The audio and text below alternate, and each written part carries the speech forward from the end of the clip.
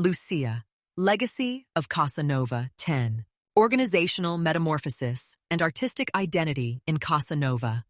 A case study of Sephardic and Jewish heritage integration.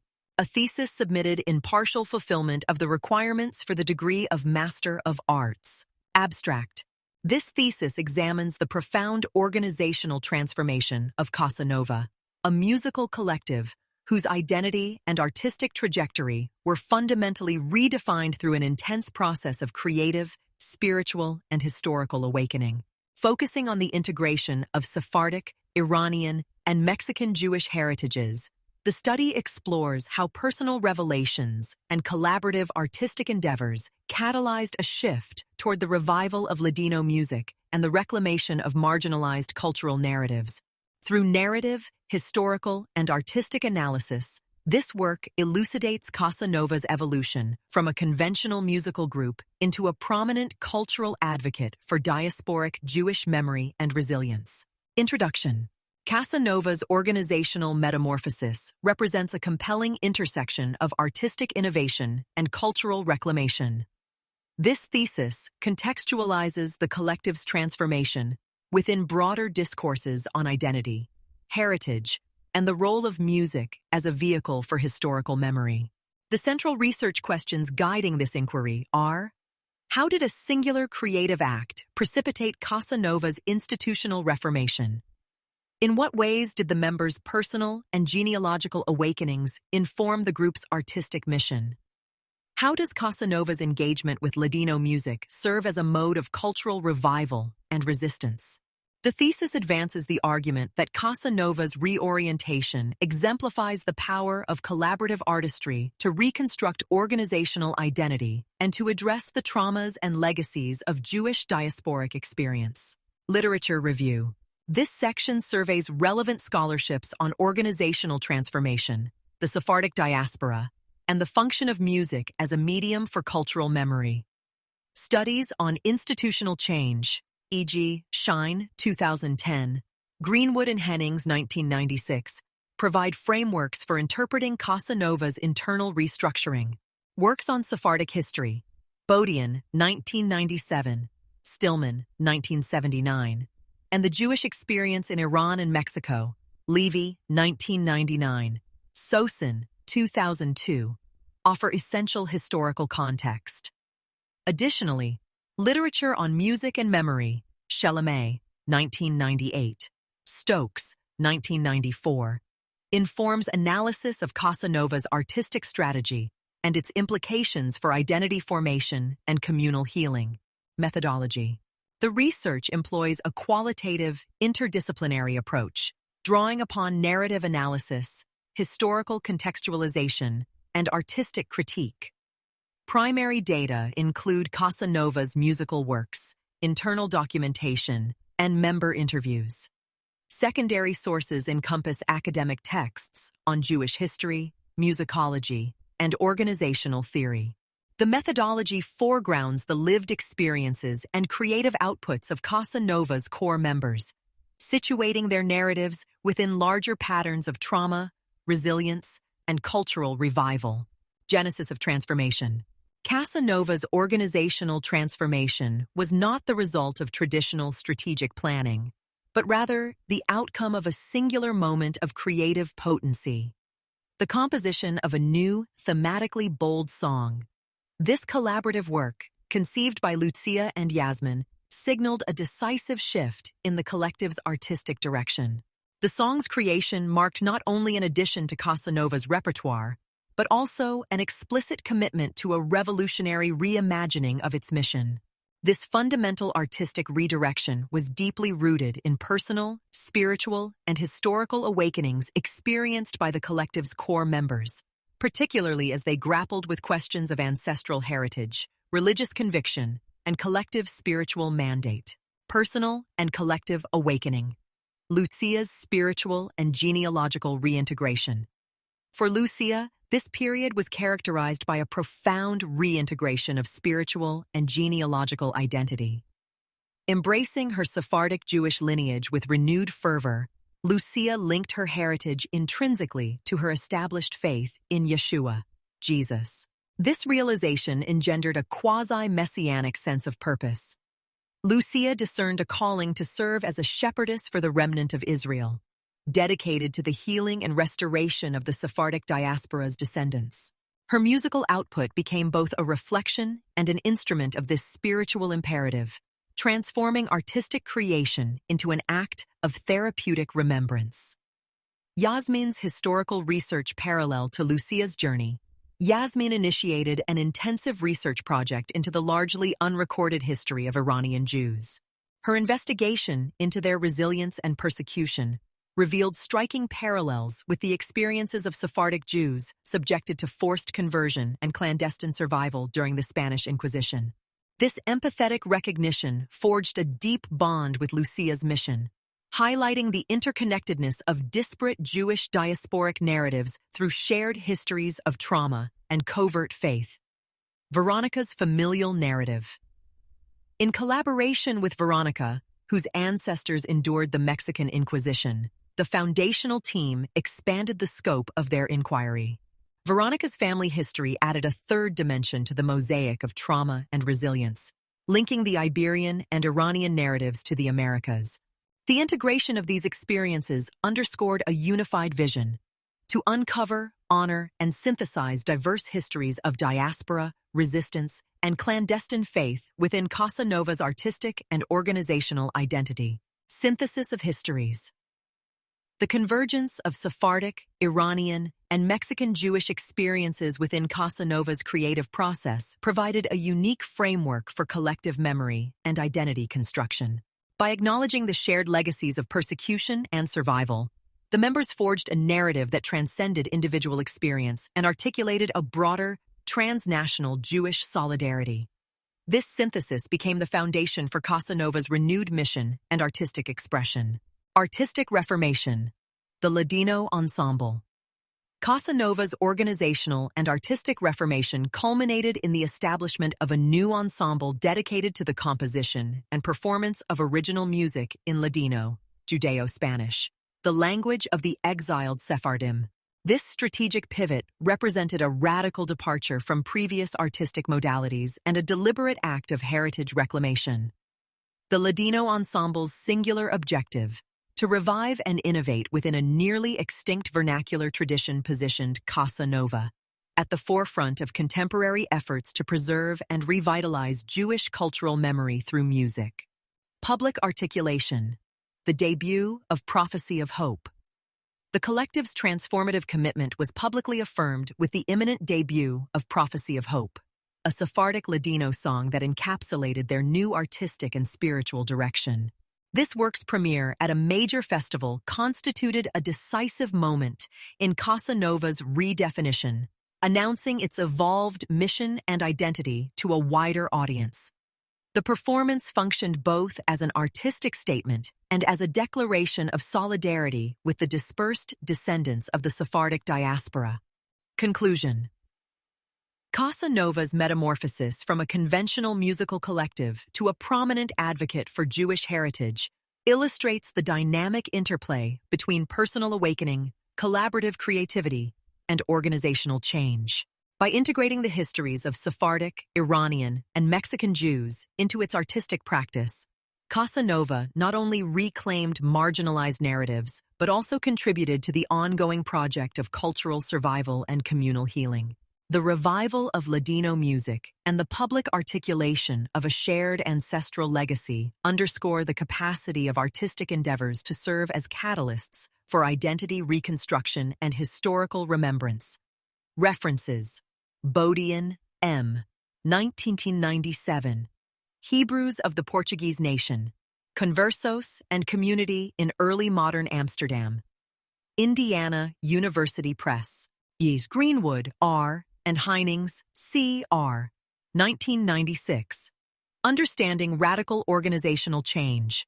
Bringing Together the Old and the New Institutionalism.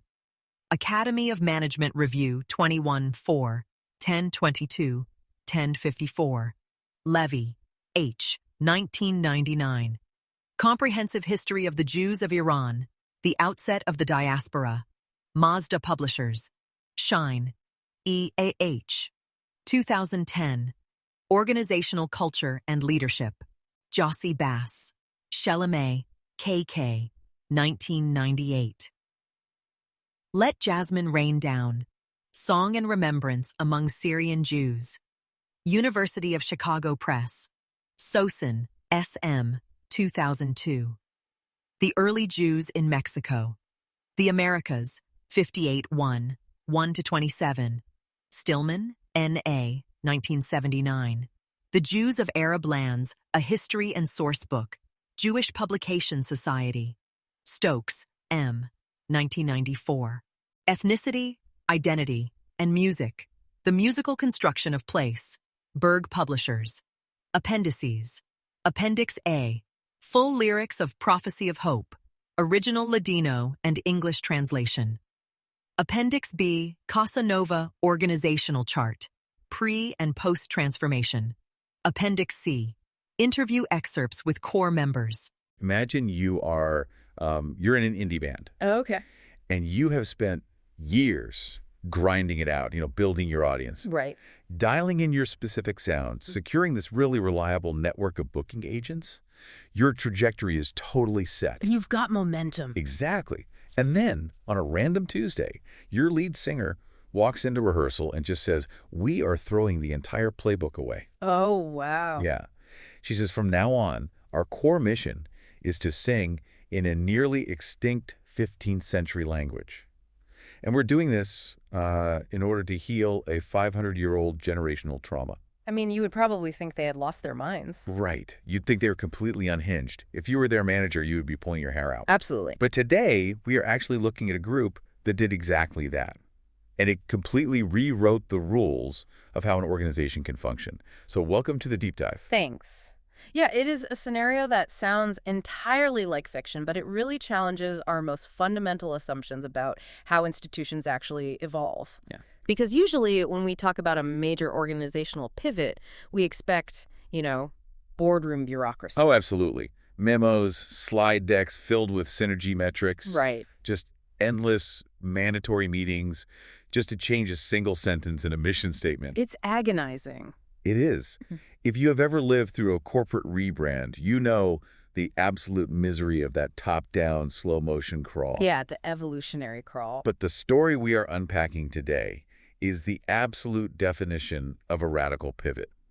And it happened entirely from the ground up. Not because of market research. Right, not at all. It was because of a single revolutionary piece of art. And that is why today's stack of sources is just so compelling. We are examining a really comprehensive Master of Arts thesis. Yeah, it's titled Casa Nova, Organizational Metamorphosis and Sephardic Musical Revival. And let me tell you, this is not just a dry academic skim. The author has provided us with an incredible wealth of primary material here. Oh, it's massive. We are looking at the Foundational Literature Review, extensive appendices. Literal pre- and post-transformation organizational charts. Which are fascinating to look at. And also these deeply revealing interview excerpts with the core members of this collective. Specifically, these women named Lucia, Yasmin, and Veronica. Right. So the mission for our deep dive today, for you listening, is to explore the actual mechanics of this transformation. How did a singular creative act trigger Casa Nova's complete institutional reformation? We are going to trace how uncovering deeply marginalized Sephardic, Iranian, and Mexican Jewish histories fueled this change. And we're looking at how a conventional group of musicians metamorphosed into these fierce cultural advocates. But before we jump into the deep end, we do need to set a very clear framework for you, the listener. Yes, that's crucial. Because the sources we're exploring today are inextricably linked to deeply personal religious views. Specifically, the integration of Messianic Judaism and faith in Yeshua. Exactly. And furthermore, the history involves incredibly heavy instances of political and religious persecution. Namely, the Spanish and Mexican Inquisitions. Right. So we want to be unequivocally clear that our analysis today explores these elements purely as the factual, historical, and personal drivers of this group's artistic transformation. Yeah, we are strictly looking at the sociological and psychological engine of their organizational change. We are not taking any sides. We aren't endorsing or validating or evaluating the theological viewpoints. Some of the complex political histories involved. Right. Our goal is strictly to map out how these deeply held personal beliefs and historical realities acted as the absolute catalyst for Casa Nova's metamorphosis. We are fascinated by the why and the how of their structural evolution. Exactly. So with that framework in place, we really have to begin by looking at the theoretical baseline. Because to understand why Casa Nova's transformation is so wild, we need to understand how organizational change is supposed to happen according to the textbooks. Right, so let's unpack this. The thesis spends a significant amount of time in its literature review establishing the normal rules of the game. Yeah, specifically referencing Edgar Schein's 2010 work, Organizational Culture and Leadership. Okay, so if I am a CEO, Right. and I want to change my company's culture based on Schein's model, what am I actually doing? Well, according to Schein, you are engaging in a highly methodical top-down process. Okay. Schein argues that organizational culture exists on 3 levels. You have the visible artifacts, the espoused values, and the underlying assumptions. So artifacts, values, and assumptions. Right. Usually, leadership identifies a crisis or an opportunity. Some reason to change. Exactly. So the executives articulate a new set of espoused values. They might say, hey, we are now a green energy company. Okay, so that's the espoused value. Yes. And then they change the visible artifacts. Like putting solar panels on the roof or changing the logo to be green? Precisely. The logo, the office layout, whatever. Yeah. And then over a very long, often painful period of time, Very painful, usually. they force those changes down the hierarchy until the underlying assumptions of the employees actually shift. So the executives dictate the reality, and the employees eventually absorb it. Yes. It's basically a policy-first approach. Policy dictates the output, but Casa Nova completely subverts Schein's model. They flipped it on its head. They really did. The author of the thesis outlines what they call the genesis of transformation. I love that term. It's very fitting. Casa Nova's shift was absolutely not born from strategic planning or like a leadership retreat. There were no whiteboards involved. No. It was triggered entirely by the composition of one thematically bold new song. And this was conceived collaboratively by 2 core members, Yeah. right? Lucia and Yasmin. Yeah. So imagine, going back to our analogies, imagine a massive tech startup entirely restructuring its engineering departments, its marketing strategy, and its corporate identity. Okay. And they do all of this just because 2 junior developers wrote one incredibly elegant rogue line of code in the middle of the night. That is exactly the equivalent of what happened here. The art preceded the policy. It did. The creation of the song acted as an earthquake that basically fractured their existing structure. Wow. And to understand the magnitude of that fracture, the thesis actually introduces another critical framework. Right. Greenwood and Heinings. Yeah, their 1996 research on understanding radical organizational change. They draw a very hard line between evolutionary change and radical change. So evolutionary being that slow, agonizing corporate rebrand we just talked about? Correct. Evolutionary change is just a series of slow tweaks over time that leave the fundamental identity of the organization intact. Like changing the font on the website. Exactly. You're still the same company. Radical change, however, is a complete break from the past. Just tearing it all down. It is the demolition of the old paradigm. Casa Nova didn't just update their promotional photos or decide to experiment with a new musical genre for one album. Right. Triggered by this single song, they experienced a radical institutional reformation. But wait, let me stop you there because I really have to push back on this on behalf of anyone who has ever managed a team. Okay, go for it. A song is just a song, you know? Yeah. You don't upend your life's work, tear up your booking contracts, and rewrite your entire organizational chart for a catchy melody. No, you definitely don't. There has to be something tectonic underneath that art. Absolutely. So what was the internal fuel that made this one piece of music so radioactive that it melted down their entire corporate structure? That is the exact right question. And the theoretical framework only gets us to the door, really. Right. To understand the momentum that blew the doors off, we have to look at the intensely personal revelations of the people in the room. Starting with Lucia. Yes, starting with Lucia, because the thesis makes it clear that for her, writing the song was not an exercise in finding a new artistic muse. It wasn't just writer's block. Not at all. It was the byproduct of a profound spiritual and genealogical reintegration. Reintegration. Yeah. That is a really deliberate, heavy word to use. It implies that something essential was severed or fractured or lost to begin with, and she is actively stitching it back together. That is exactly what was happening. According to the interview excerpts in the source material, Lucia had a profound realization regarding her Sephardic Jewish lineage. Okay. But she didn't just swab her cheek, look at a DNA test, and think, oh, that's a neat piece of trivia about my ancestors. Like, oh, I'm 5% Spanish? Cool. Exactly. It wasn't casual. She embraced this lineage with an overwhelming fervor. Okay. Crucially, she intrinsically linked this ancestral discovery to her established faith in Yeshua. So she's merging the two identities. Yes. She wove the historical reality of her displaced Sephardic ancestors into her present living spiritual reality. Okay. But again, playing the skeptic here for a second. Sure. Someone having a beautiful personal religious awakening happens every day, right? It does. So how does her private epiphany suddenly make her the supreme architect of this new artistic direction? What? Because if the change is supposed to be bottom-up, like we discussed with Shine's theory, isn't Lucia basically just becoming a new kind of top-down CEO? That's a really interesting point. Isn't she just dictating a new spiritual mission to the rest of the collective? It is a phenomenal distinction to make, and the psychology behind it is fascinating. Okay. Lucia didn't present this to the group as a new corporate mandate. She didn't hand out a memo. No. She presented it as an existential burden. Oh, wow. Yeah, the thesis describes this as a quasi-messianic sense of purpose. Okay. Lucia discerned a very specific, deeply felt calling to serve as a shepherdess for the remnant of Israel. A shepherdess. Yeah. That implies she views the audience, or perhaps the descendants of the diaspora, as a flock that has been scattered. Yes, and her self-appointed mandate became the healing and restoration of that scattered flock. That is huge. It is. When an artist adopts a mandate of that scale, the fundamental utility of their art changes completely. It can't just be about ticket sales anymore. It can no longer just be about entertainment or streaming metrics or getting on a playlist. Right. She took the immense, crushing weight of historical trauma centuries, of displacement, forced conversions, and persecution of the Sephardic people. Yeah. And she decided that her contemporary creative output had a mandatory role to play in mending that historical wound. There is a phrase in the text that actually really stopped me in my tracks when I read it. I liked one. The music transitioned from mere performance to an act of therapeutic remembrance. Yes, that's exactly it. I want you, the listener, to really imagine the weight of that for a second. It's heavy. Imagine being an artist, walking into a recording studio and deciding, my next project isn't just going to sound good.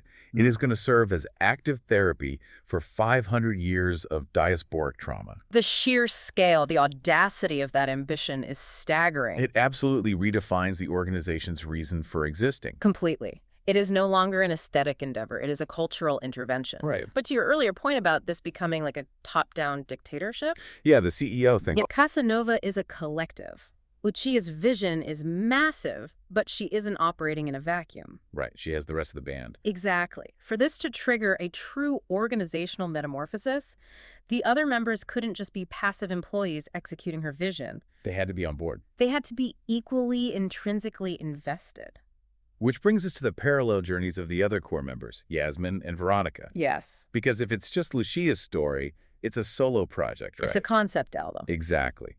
But the thesis details how Yasmin and Veronica map onto this vision in ways that are entirely distinct from Lucia. And entirely distinct from each other. Right. So this is where the narrative shifts from an individual's revelation to the actual forging of a collective identity. Lucia's vision really required a much broader historical resonance to anchor the entire group. Okay, so let's examine Yasmin's trajectory first. Sure. The author frames Yasmin's approach through an academic and deeply empathetic lens. Right, because Yasmin isn't necessarily relying on a sudden spiritual epiphany like Lucia did. No, she takes a different path. She initiates this intensive, rigorous research project into the completely unrecorded history of Iranian Jews. Yes. And as the designated researcher of our duo here, I have to say, the history she uncovers is mind-blowing. It really is. The literature review specifically points to Habib Levy's seminal 1999 work. Comprehensive History of the Jews of Iran. Yes, that's the one. So Yasmin begins digging into this dense history of resilience, persecution, and survival in the Middle East. And what she discovers are these striking, terrifying parallels between the Iranian Jewish experience and the Sephardic Jewish experience in Spain and Portugal. The similarities are haunting.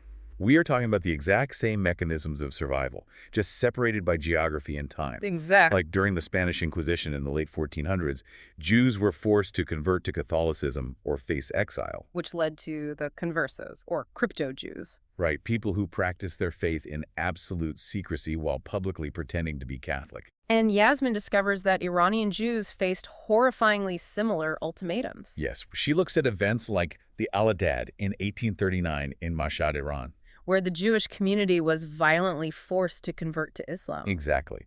And they became crypto-Jews as well, living complete double lives. For dual identity. Yes, they would publicly attend the mosque, but then secretly keep the Sabbath in their basements. The secret keeping. The generational burden of hiding your true identity just to survive. Yeah. That is the connective tissue here.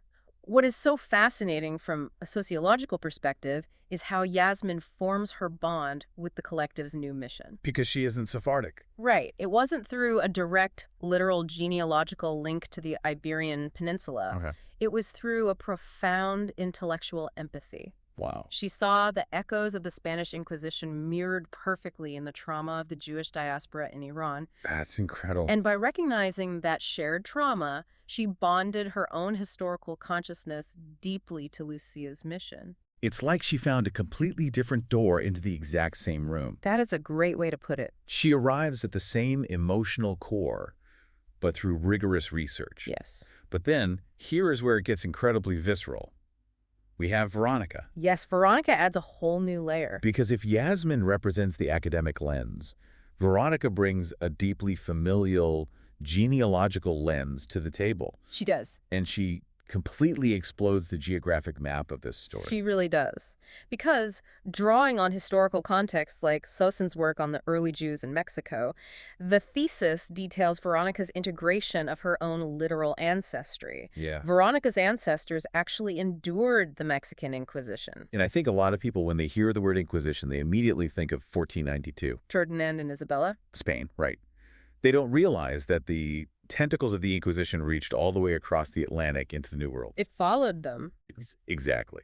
Crypto-Jews who fled Spain and Portugal for the Americas thought they were escaping the fire, only to find that the authorities followed them there. It's tragic. You had people in Mexico in the 1500s and 1600s being put on trial for doing incredibly mundane things.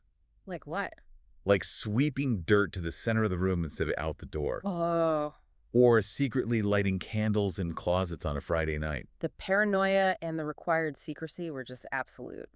And for Veronica, this isn't abstract history in a book by Habib Levy. No, this is her bloodline. This is her family. Yes, and so Veronica adds this crucial geographic third dimension to the collective's identity. So let's look at the board we have assembled here for Casa Nova. Okay. We have the Iberian narrative from Spain and Portugal via Lucia's spiritual reintegration. Right.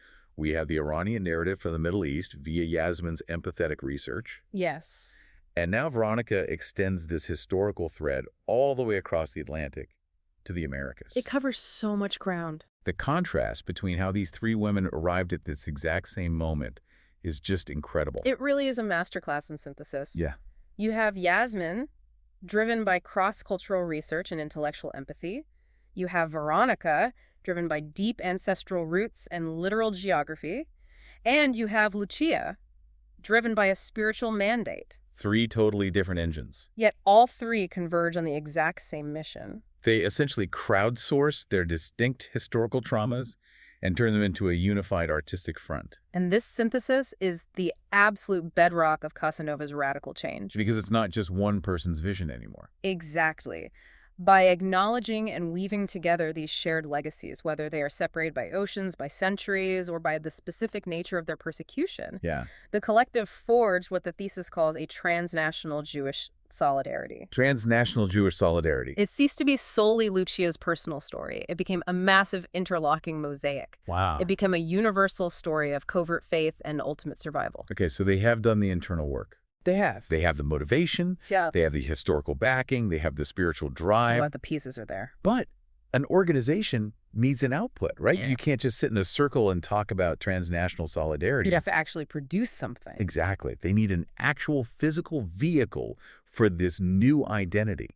So how do you artistically represent a mission that spans Spain, Iran, and Mexico over hundreds of years. Well, you have to find a medium that inherently carries the weight of all that history within its very DNA. Okay. For Casa Nova, they didn't invent a new musical genre. They made a radical pivot backward. They established a new ensemble entirely dedicated to composing and performing original music in Ladino. Ladino. Yes. For those of you listening who might not be familiar, Ladino is essentially Judeo-Spanish. It's a fascinating language. Think of it as a linguistic time capsule. It is literally 15th century Spanish preserved in amber. But it evolved. Right, because the Sephardic Jews were exiled and scattered across the globe. The language picked up Turkish, Greek, Arabic, and Hebrew words along the way. It absorbed the diaspora. Exactly. It is a language built completely out of exile. It is a living artifact of the diaspora. But, and this is crucial, it is also a nearly extinct vernacular. And this is where I really have to put my business hat back on and play devil's advocate for a second. Okay, let's hear it. Because the thesis treats this as a triumph, but logically it sounds insane. From a business perspective, yes. Let's unpack this from a purely organizational strategic standpoint. If you are a musical collective, your lifeblood is audience growth. You need listeners. You want to reach a wide demographic, you want to grow your base, you want streaming numbers, you want venue promoters to book you. That's the traditional model. Isn't deciding to write and perform original music in a nearly extinct language completely counterintuitive? It feels like commercial suicide. Well, if their metric for success was commercial maximization and broad market appeal, then absolutely it would be a terrible strategy. Right. But this is where the thesis leans heavily on ethnomusicology. Okay. The author brings in works by Kay Kaufman Chalamet and Martin Stokes. Who are they? They study the intersection of ethnicity, identity, and music. And their research provides the necessary lens here. Which is? This pivot was never about commercial viability. So what was the metric for success then? Survival, preservation, defiance. Wow. By choosing Ladino, they were engaging in a deliberate act of heritage reclamation. I see. They recognized that the language itself was on the verge of disappearing, just as the secret histories of their ancestors had almost disappeared. So the language was a metaphor for the people. Exactly. They weren't just making music anymore, they were acting as cultural preservationists. They became advocates. They positioned themselves at the vanguard of efforts to preserve Jewish cultural memory. That is profound. Mm-hmm. The language isn't just a stylistic choice. The language itself is the message. It's not just, hey, we are singing a song about our history. Right. It's, we are using the actual endangered history as the instrument. The medium becomes totally inseparable from the mission.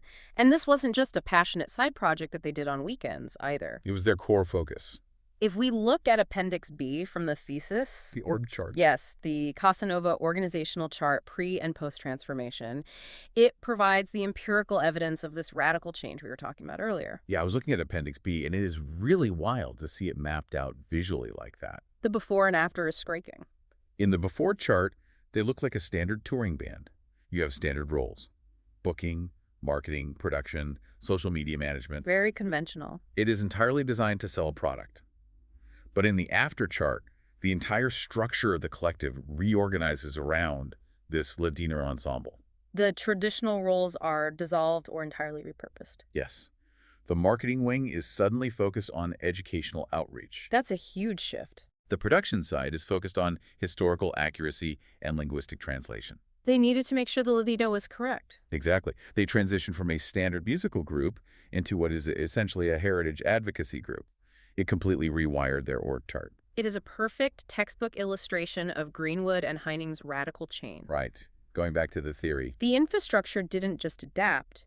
It fundamentally evolved to support the new reality of the art. So we have all this intense internal work. Yeah. We have Lucia's spiritual awakening and her mandate as a shepherdess. We have Yasmin's deep dive into the Iranian Jewish parallels. We have Veronica's visceral connection to the Mexican Inquisition. And we have this massive structural pivot toward the Ladino language. Right.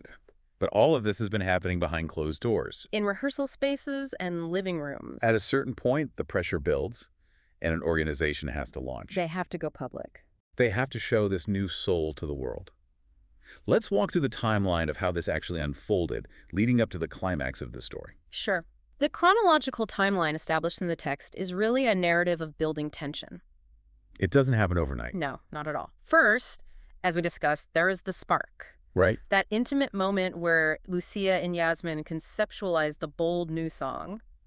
That is the anomaly that sets everything into motion. It's the pebble that starts the avalanche. Yes. But then comes the long phase of internal alignment. The research phase. This is where the awakenings happen. Lucia integrates her spirituality. Yasmin goes down the rabbit hole of Iranian history.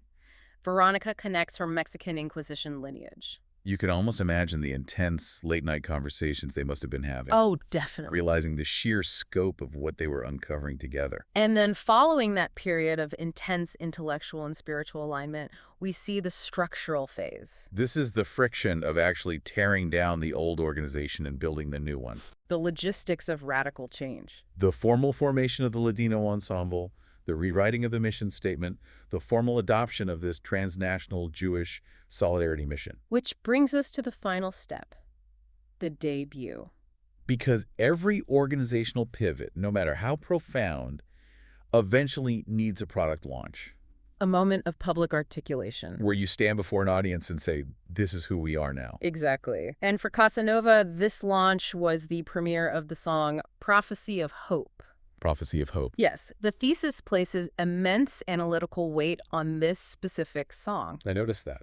If you turn to Appendix A, the author has actually provided the full lyrics in both the original Ladino and the English translation. Which is super helpful context. It is, and when you read them, you see that Prophecy of Hope perfectly encapsulates their entire artistic, historical, and spiritual journey. It's basically the thesis statement of their new identity sung out loud. Exactly. And the venue matters here, too. Oh, definitely. They didn't just quietly release this track on a random Tuesday or play it at a small local coffee shop to test the waters. They went big. The text notes that they premiered Prophecy of Hope at a major festival. So let's analyze the psychology of that decision. Okay.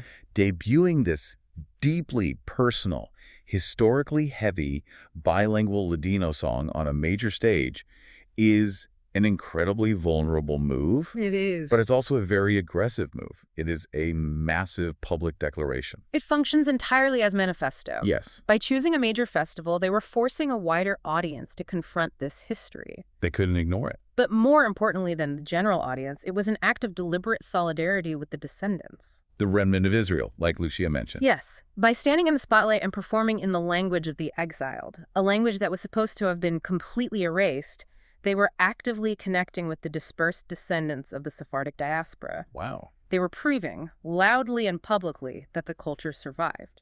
It's almost like they were sending up a massive flare into the night sky. That's a beautiful image. Saying, we are here. We remember the basements. We remember the hidden candles. You are not forgotten. Exactly. And this raises an important question, one that the thesis grapples with in its conclusion. What's that? How often does a single performance fundamentally redefine the performers themselves? Yeah. Because in conventional organizations, a product launch is just a product launch. You're just selling the new iPhone. Right. But in this case, performing Prophecy of Hope wasn't just something Casa Nova did. No. It irrevocably became who they were. The performance cemented the organizational change.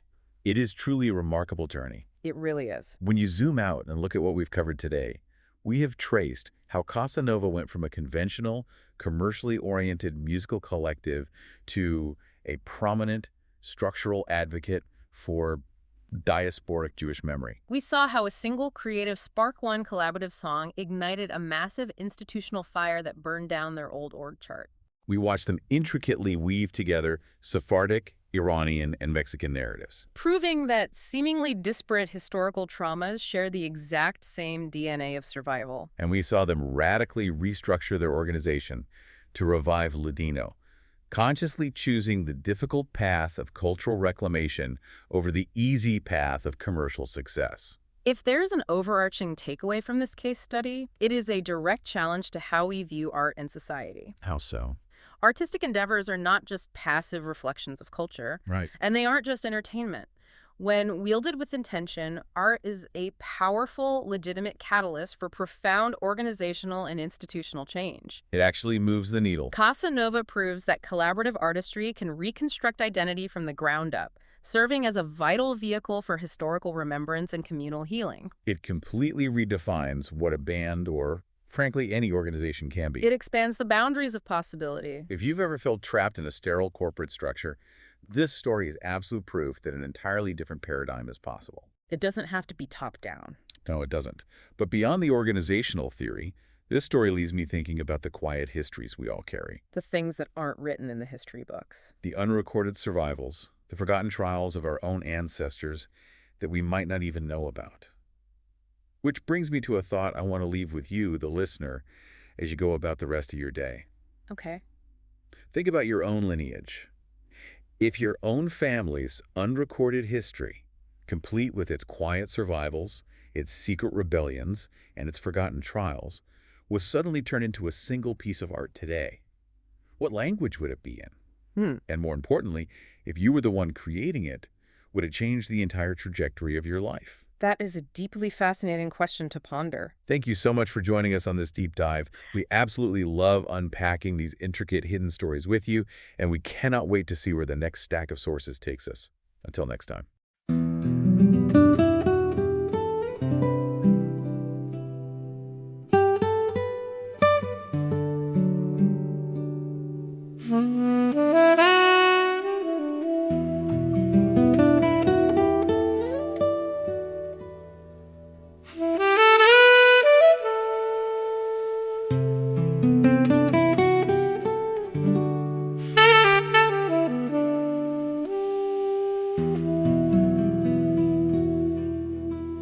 Some lanterns burn in the open, some burn within, but the bravest ones carry their light into the unknown.